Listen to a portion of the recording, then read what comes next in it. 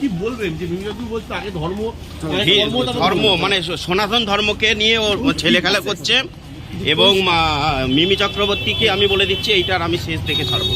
আর এরপর যদি ও ফাঁসায় ওইটা ওর পাওয়ার দিয়ে ইউজ করছে।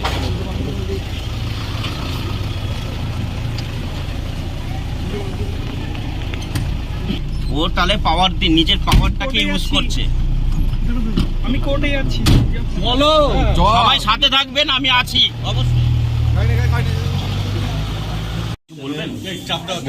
হ্যাঁ, মিমি চক্রবর্তী বলেছে যে মিথ্যা দিয়ে সত্যি ঢাকা যায় না।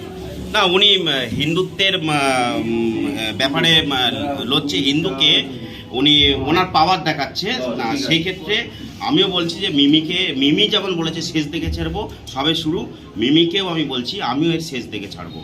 ঠিক আছে, বলছেন যে উনি কোনোদিন জীবনে লেট করে যায়নি, আপনি সেটা আমি প্রমাণ দেখাতে পারবো। প্রচুর রকমের প্রমাণ আছে, আর ভিডিও ফুটেজ আছে, অনেক কিছু আছে, আমি সেটা দেখিয়ে দিতে পারবো। ঠিক আছে, আর ইন্ডাস্ট্রিতে কে কি ওকে জানে, কে কি বলে, সেটা আমার দেখার দরকার নেই। ও টোটালি হচ্ছে নিজের পাওয়ার দেখানোর চেষ্টা করছে।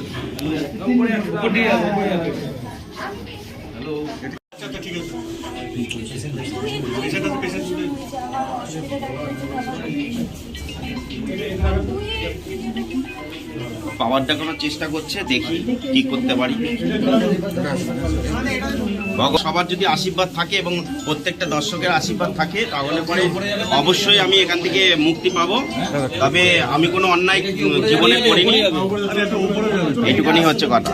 এবার তারপরে যদি কোনো বাড়াবাড়ি হয়, সেটা হয়তো আমার ওপর দিয়ে, তার কোনো একটা পাওয়ারের ওপর দিয়ে হতে পারে। একটু সরেন, পেশেন্টটা বের হবে। পেশেন্টটাকে বের করতে দিন।